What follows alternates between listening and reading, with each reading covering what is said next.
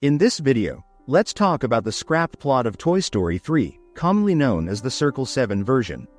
This story is very different from the one we eventually saw in the final movie.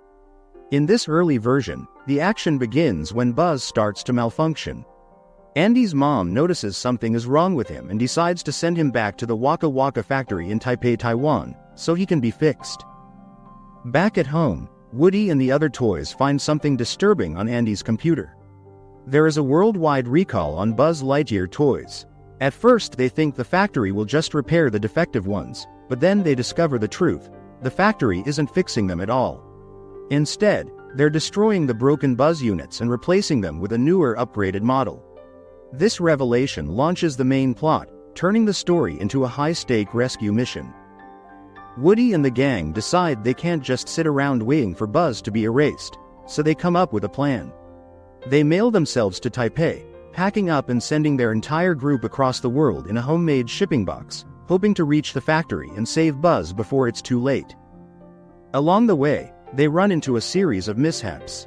One of the early problems involves a dead flashlight that accidentally causes a panic, adding chaos to their already risky journey. Later, they wind up stuck in a daycare center located at the top of the Taipei 101 skyscraper, which becomes a tense and disorienting environment for the group. To escape the daycare and finally reach the factory, the toys have to think on their feet.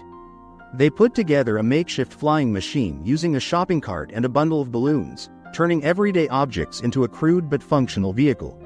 From there, they ride this improvised craft through the city, trying to avoid danger and make it to the factory in time to stop Buzz from being destroyed. At the factory, Buzz runs into the archive toys, older Buzz units that were recalled and secretly hidden away instead of being destroyed. Among them are characters like Cindy Scissors and Rosie, who explain the dark side of the operation. They tell Buzz about the Smasher, a huge industrial crusher designed to grind up unwanted toys. This machine becomes the main symbol of the threat hanging over the story. In this version, the main villain is Dax Blaster, a high-tech Transformers-style action figure who sees himself as the next big thing. He wants the old Buzz Lightyears to be destroyed so he can take over as the top toy in the line. Dax manipulates Buzz and the archive toys, almost tricking them into walking right into the Smasher. Just as they're about to be crushed, Woody and his team arrive and manage to stop the machine, but not before Buzz's leg is actually crushed by the machinery. The toys quickly get Buzz to a repair station, where they fix his damaged leg and deal with the malfunction inside his chip that was causing him to act strangely. With Buzz back in working order, the group confronts the company's founder, Mr. Kagoi. In a surprising twist, Kagoi reveals that he already knows toys are alive. He's shocked by how far they've gone to protect one of their own and moved by their loyalty. As a result, he shuts down the destruction program and orders that all the recalled toys be repaired and sent back to their owners. Dax, on the other hand, ends up humiliated. When the new toys are introduced, the public barely pays attention to him and instead focuses on his sidekick, Comet, and another character.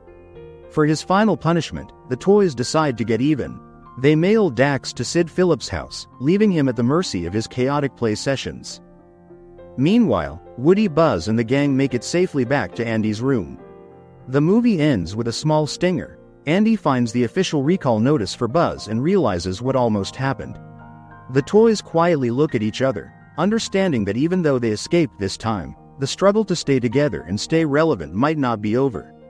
Compared to the more emotional farewell-driven story we got in the final release, this version of Toy Story 3 plays more like a globe-spanning rescue mission, where the toys take on a corporate system that wants to erase them and fight their way back to the kids who still love them.